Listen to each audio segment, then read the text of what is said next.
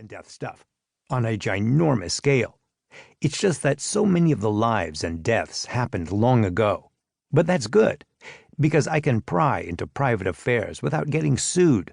History is full of vintage gossip and antique scandal, peppered heavily with high adventure, swords and spears and cannons and stuff. The more you get into it, the better you'll do when the neighbors drag out the home version of Jeopardy!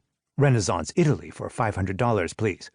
Every field from brain surgery to refuse collection has its conventions, a special vocabulary chief among them. History is no exception. But I tried to steer clear of historians, only words and phrases. When such a word is unavoidable, I explain it in reader-friendly terms. As for other technical terms, I usually follow them with definitions and explanations. You'll find a few Latin and other foreign words and phrases sprinkled throughout the book, too. I have to include them, because I tell you about cultures and countries where English was unknown. Latin terms show up because this book's subjects include the important, influential Roman Empire, where everybody spoke Latin. I also cover Europe in the Middle Ages, when Latin was the international language. I use other words that may be unfamiliar. Those terms are highlighted in italics and defined. Finally, I can't write about world history without covering the enormous influence of the Roman Catholic Church, an institution that for many centuries clung to Latin as its official means of expression. But don't worry, I promise not to use many such terms, and when I do, I'll explain what they mean. Foolish assumptions. As I wrote this book, I made some assumptions about you. They may be foolish, but here they are. You've studied at least some history in school. You may even know quite a lot about certain historical topics, but you'd like to find out more about how it all fits together. You've seen movies or read novels set in various historical eras, and you suspect that they'd be more enjoyable if you were better informed about the time periods and the historical peoples featured. At least once in your life, you've encountered an obnoxious history know-it-all, one of those people who spews random facts about ancient Rome or the French Revolution.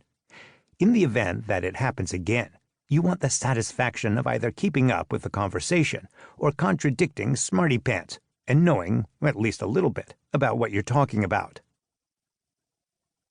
Icons used in this book.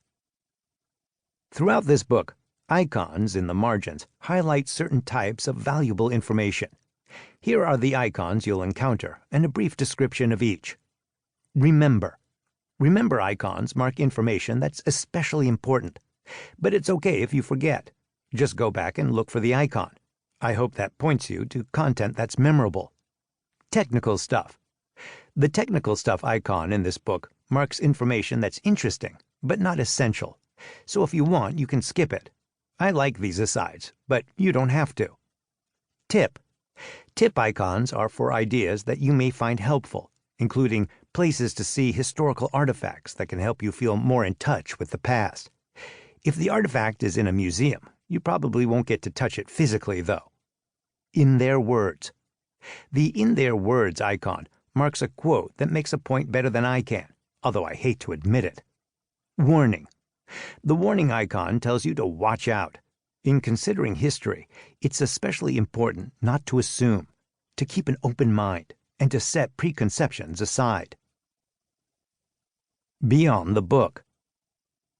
In addition to the abundance of information and guidance related to world history that you can find in this book, you can get access to even more help and information at Dummies.com.